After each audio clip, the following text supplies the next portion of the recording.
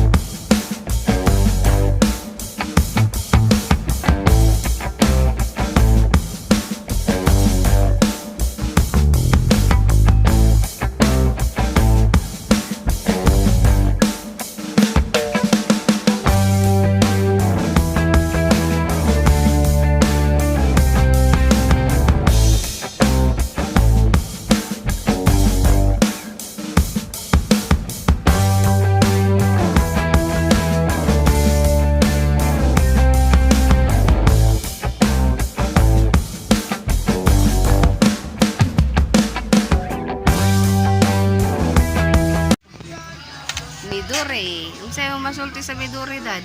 Hindi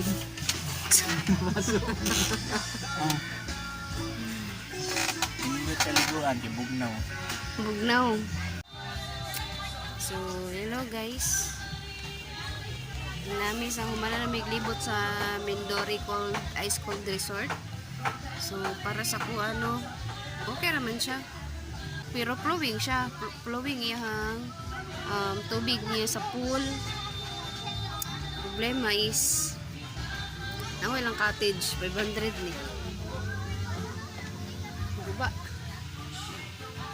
mga guba yung lang cottage yeah. Ilang mga cottage sa kilid, kanin namin sa kilid,